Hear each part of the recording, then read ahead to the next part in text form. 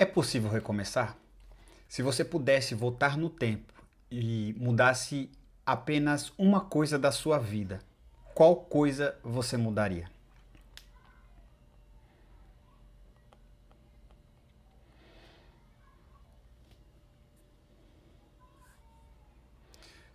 Todos nós carregamos arrependimentos dentro de nós. Alguns são pequenos, outros deixam marcas profundas em nossas vidas. A boa notícia é que a nossa história não precisa terminar nos nossos erros, mas elas podem começar depois deles.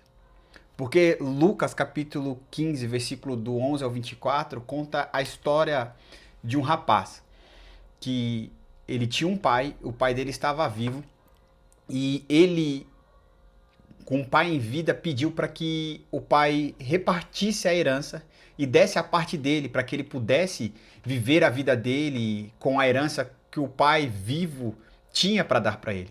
Só que nós entendemos que herança só se ganha, só se adquire depois que alguém está morto. Nesse exato momento, esse filho ele estava dizendo: pai, eu não preciso de você. Eu preciso só apenas da sua herança, daquilo que você tem, porque eu quero viver a minha vida. E por muitas vezes ele pensou que quando a gente tenta adquirir uma herança de um pai vivo, a gente está matando o nosso pai nas nossas intenções, na nossa vontade, no nosso querer para fazer aquilo que nós queremos. E aí essa parábola fala que o filho pegou todo esse dinheiro que o pai repartiu para ele, ele pegou, saiu, foi para uma outra cidade e começou a gastar esse dinheiro de forma a qual ele fazia aquilo que ele queria, realizando as vontades, os desejos dele, e ele começou a pegar esse dinheiro e gastando, e por isso ele adquiriu muitos amigos, muitas pessoas. Só que quando esse dinheiro acabou, ele se encontrou sozinho. E aí ele foi trabalhar para um rapaz que cuidava de porcos, na intenção de só se alimentar e comer a comida que um porco comia. Isso nos ensina que, por muitas vezes, nós matamos algo que ainda não é para que nós possamos realizar a vontade, o querer e o desejo do nosso coração, de coisas que ainda não estão maduras e ainda não estão disponíveis para nós vivermos. E por muitas vezes nós nos chegamos ao ponto de chegar ao fundo do poço, sem direção, sem, sem perspectiva, apenas vivendo para se alimentar porque sentimos fome, apenas vivendo por uma necessidade, apenas vivendo por uma circunstância. E a parábola desse filho ensina exatamente isso, porque ele teve fome, ele sentiu vontade de comer aquilo que não era para ele, só pelo simples fato de ele ter antecipado algo que ainda não era necessário para aquele tempo. Só que no final dessa parábola, ela nos ensina algo que melhor do que o começo de todas as coisas é o final delas. Porque o começo dele foi um começo de alegria, um começo de fartura, de dinheiro e também um começo de tristeza, um começo de situações difíceis. E aí ele tem uma ideia: se na casa do meu pai ele trata os servos dele muito bem, se eu voltar para lá, pelo menos eu posso me tornar servo. Você entende que antecipar algumas coisas muda a nossa perspectiva, a nossa visão de como nós somos vistos, porque ele pediu uma herança do pai, ele gastou essa herança, depois ele teve uma mentalidade de servo, porque as circunstâncias, as situações, ela faz com que a nossa mente ela seja mudada e moldada para que a gente se enxergue como servos, como necessitados, como pedintes. E aí nós passamos a viver não pela perspectiva do céu, mas pela perspectiva da circunstância e da situação que nós mesmos nos colocamos. E aí ele se arrependeu. Nesse arrependimento ele falou: mano, eu vou voltar para casa do meu pai, porque lá ele trata bem os servos e os servos pelo menos têm o que comer. Só que a gente esquece de que quando nós nos arrependemos e voltamos para o caminho ao qual nós não deveríamos ter saído, ou o caminho ao qual nós nos começou o início das coisas erradas, nós entendemos que há um recomeço para todas as coisas. E a Bíblia nos mostra que quando ele voltou, porque a Bíblia fala que a gente deve se arrepender, voltar ao caminho ao qual nós caímos e recomeçar. E aí nós entendemos que se esse rapaz, ele voltou ao caminho, ele se arrependeu, voltou para o início de todas as coisas e ali o pai estava o esperando, de braços abertos, para recomeçar. Porque a perspectiva de que o pai tem sobre um filho nunca é tratar um filho como um servo, mas tratar sempre um filho como um filho.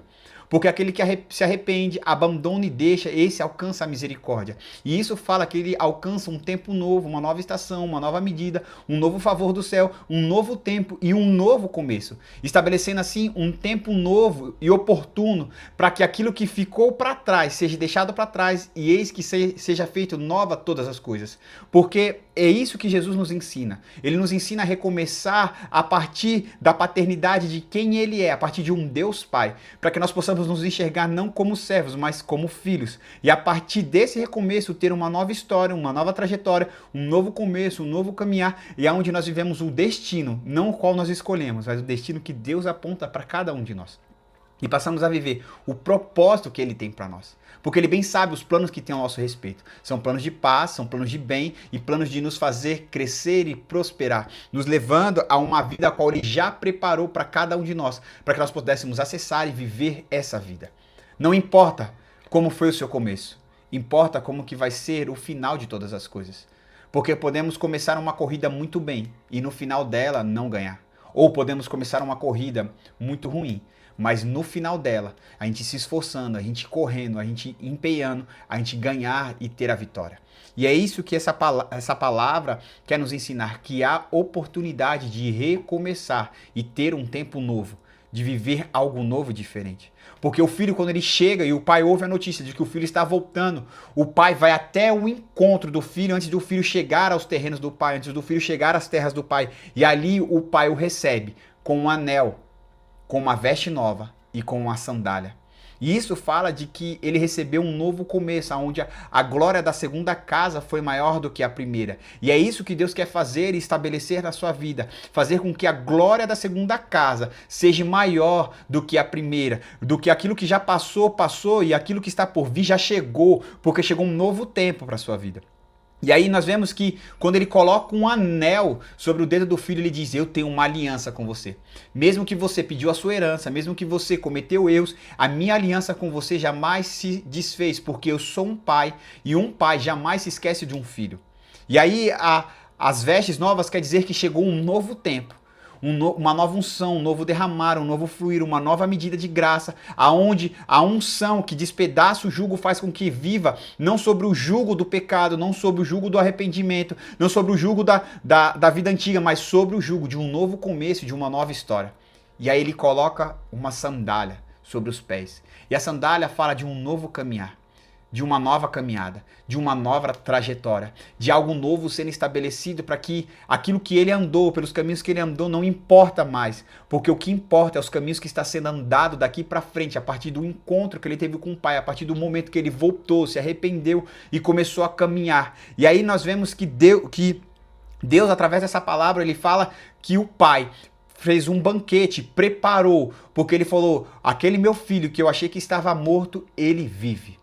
Porque por muitas vezes os nossos erros faz com que a gente morra para aquilo que é da vontade de Deus. Só que ele vem e restabelece uma nova aliança, um novo começo e um novo caminhar, dizendo, meu filho não está morto, mas ele vive. E com isso Deus comemora.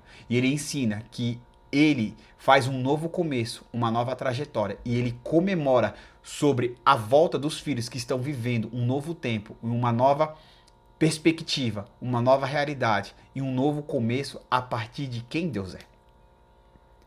Porque algumas escolhas geram consequências que carregamos por muito tempo. Outros deixam a culpa, a vergonha, a sensação de que já fomos longe demais. E a primeira verdade da história é que todos nós, de alguma forma, nos parecemos com esse filho pródigo, com esse filho que pediu a herança. Todos nós já fizemos escolhas das quais nos arrependemos. E em algum momento já seguimos o nosso próprio caminho, acreditando que sabíamos que era aquilo que era o melhor para nós, que aquela era o melhor caminho, a melhor direção, o melhor lugar para nós. Já ferimos alguém, decepcionamos pessoas, tomamos decisões impulsivas por emoção, por circunstâncias, por situações, ou carregamos o peso de erros que gostaríamos de apagar e fazer uma nova trajetória e fazer uma nova decisão. O filho pródigo, ele buscou a felicidade longe do pai. Ele pensou que encontraria liberdade, fazendo tudo do seu jeito, da sua maneira, do seu querer, daquilo que ele achava que era bom para ele. Mas descobriu que as suas escolhas o levou para o vazio. E o principal, levou para longe daquele que dava destino, que dava segurança. Levou para longe do pai. Essa história não foi contada para apontar o dedo para ninguém aqui, mas para mostrar que todos nós, em algum momento, nos afastamos daquilo que realmente dá sentido para a nossa vida. E o que dá sentido para a nossa vida é Jesus. Porque Jesus, ele é o verbo. E o verbo, ele vem para dar sentido a todas as coisas. Ele vem para dar sentido no passado, no presente e no futuro. Ele vem para dar sentido na nossa vida, na situação, nas circunstâncias, porque ele é o único que pode dar sentido a todas as coisas, porque sem ele nada faz sentido, tudo se torna vazio e sem cor. A boa notícia é que a parábola não termina com um erro do filho, mas ela termina com um abraço do pai, com um recomeço, com um novo tempo, com algo novo sendo estabelecido, sendo gerado. E isso mostra que Deus não deseja nos condenar pelo nosso passado, mas nos oferece um caminho de volta, um recomeço, um caminho de perdão e um novo começo a partir de quem Deus é. Deus não nos define pelo nosso pior momento, nem pelos nossos erros e muito menos pelo nosso passado. Quando o filho decidiu voltar para casa, ele preparou um discurso e achava que seria rejeitado e nunca mais seria chamado de filho. Mas antes mesmo que ele terminasse de falar, o pai correu ao seu encontro, o abraçou e o recebeu de volta. Essa é a parte que mais conta na história. Não é a parte de que o filho errou, mas a parte que ele foi e foi abraçado pelo pai. O pai não ignora o erro dos filhos, mas também não permite que eles definam quem o filho é. Aos olhos do pai, ele continuava sendo filho. Uma vez filho, sempre filho. Eu tenho filhos e eu gosto de pensar que, independente do que eles façam, eles nunca vão deixar de ser meu filho. Porque além de uma ligação emocional, há uma ligação de DNA, há uma ligação de sangue, há uma ligação a qual eles são parte de mim, eles foram gerados a partir de mim. Foram gerados em Deus e Deus me usou para que eu pudesse ter a herança dele e conceber os filhos a qual ele me deu. E nada pode fazer com que eles deixem de ser o meu filho. Então, com Deus é a mesma coisa. A Bíblia fala que nós fomos feitos e gerados e tecidos no ventre da nossa mãe por Deus. Então, uma vez de Deus, sempre seremos dele, independente dos nossos erros. Mas cada erro ele dá uma consequência. E a consequência do filho foi ficar vazio. Foi se sentir sozinho. Foi comer daquilo que não era para ele comer. Foi viver a vida que não era para ele viver. Porque os nossos erros, eles nos trazem consequência. Se plantamos escolhas erradas, vamos colher os erros dessas escolhas. Mas se plantamos as decisões certas, as escolhas certas, vamos colher o fruto dessas decisões certas e corretas. Só que isso não vai anular se somos filhos ou não. Ou seja, Deus sempre vai estar nos esperando de braços abertos para nos dar um novo começo, para recomeçar a nossa história e dar um novo tempo, um novo momento, para que nós possamos viver a partir daquilo que Ele tem para cada um de nós. Muitas vezes, nós nos definimos pelos nossos fracassos, nós, não Deus. Dizemos, eu estraguei tudo, não tenho mais jeito. Eu nasci assim, eu vou morrer assim. Deus nunca poderia me acertar de volta. E nós começamos a ter essas conversas internas dentro de nós e achamos que para nós já foi, não tem mais jeito, não tem mais oportunidade, não dá mais para viver algo novo, diferente. Mas Deus nos vê de outra maneira. Ele enxerga além dos nossos erros. Enquanto nós olhamos para o passado, Deus olha para a pessoa que podemos nos tornar. Ele olha para o nosso futuro e diz, eu não te vejo assim. Eu te vejo como eu te fiz para ser.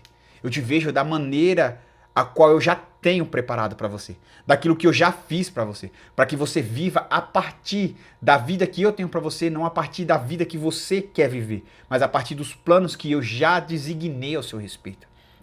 A graça de Deus não significa que os erros não têm importância, significa que eles não precisam ser o capítulo final da nossa história, mas sim o ponto final para o começo de uma nova história. Eu gosto sempre de cadernos brancos. Eu gosto de escrever. Porque a cada folha em branca se pode escrever uma nova história. Se pode se escrever um novo momento, um novo desenho. E aquilo que ficou para trás na página anterior se acabou.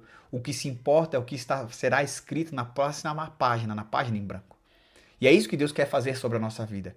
Ele não quer se importar sobre aquilo que aconteceu, ele quer pôr um ponto final e começar uma nova história, um novo começo, sobre essa nova página que ele quer escrever sobre a sua vida e sobre a sua história, para que a nossa vida e a nossa história seja escrita não mais pela nossa vontade, mas seja escrita pela mão e pelo dedo de Deus, aquilo que ele já tem para cada um de nós. Porque a Bíblia fala que tem um livro da vida. E ali já está contado os nossos dias. Só que eu gosto de pensar que esse livro da vida ele está escrito a lápis, porque nós temos o livre-arbítrio de escolher viver a vida que Deus tem para nós ou escolher a nossa vontade, assim como o filho pródigo. E eu creio que as nossas decisões, ao contrário daquilo que Deus tem para nós, são as borrachas que apagam aquilo que Deus já escreveu a nosso respeito.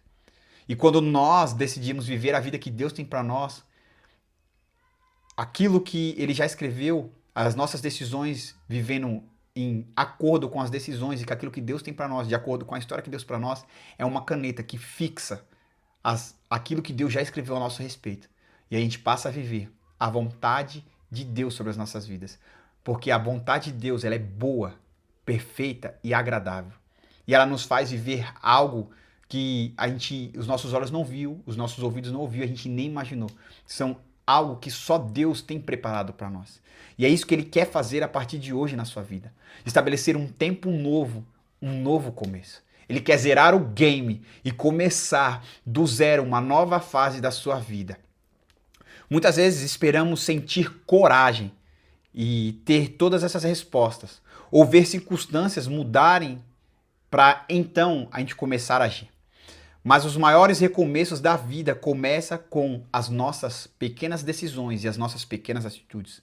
Pode ser uma conversa que precisa acontecer, um pedido de perdão que precisa se iniciar, abandonar um hábito prejudicial que tem te prejudicado, a decisão de buscar ajuda simples, abrir o coração para conhecer mais de Deus, confessar algo, dizer me ajuda, porque muitas vezes estamos tão sufocados com a situação que a vida nos colocou por decisões nossas que nós não temos coragem de pedir ajuda, porque a gente fala, nos colocamos aqui, então eu vou sair daqui por minhas próprias forças e pelos meus próprios braços e pelas minhas próprias mãos, mas por muitas vezes Deus só está esperando você olhar para o alto, entender que é de lá que vem o seu socorro e falar, me ajuda. E aí a mão do Senhor vai se estender e você vai enxergar que Ele sempre esteve lá, pronto e disponível para te ajudar. Deus não exige que chegamos perfeitos até Ele. Ele nos convida a dar o primeiro passo.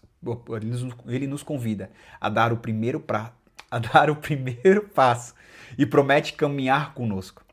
O pai da parábola não foi ao encontro do filho quando ele ainda estava distante, quando ele ainda estava longe. O filho precisou decidir voltar.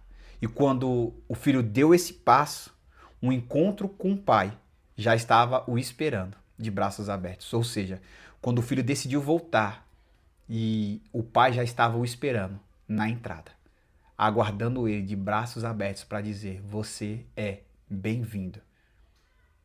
E quando eu olho para a parábola do filho pródigo, de braços abertos esperando a volta do filho, eu lembro o que João 3,16 fala. Porque Cristo morreu para que nos pudesse nos trazer salvação. E quando ele morre na cruz, ele morre de braços abertos, para mostrar que ele está nos esperando para ter um encontro com ele. Que o livre acesso foi liberado e que se nós nos arrependemos e dar o primeiro passo em busca, em direção a ele, nós vamos acessar e viver aquilo que ele tem para todos nós vivermos. O filho pródigo precisou tomar uma decisão, levantar-se e voltar para casa. Da mesma forma, todo recomeço exige coragem para reconhecer onde estamos e dar o primeiro passo em direção a uma nova história e uma nova vida. Deus sempre está disposto a nos receber. Todos nós gostaríamos de apagar alguns capítulos da nossa história, mas Deus não trabalha apagando capítulos do passado. Ele trabalha construindo novas histórias, novos começos e um novo tempo. Ele estabelece, ele escreve uma nova história sobre as nossas vidas. Em Jesus, o erro não é o ponto final. Em Jesus, sempre vai ter um novo começo, uma nova história. Porque ele fala: eis que estou fazendo nova todas as coisas.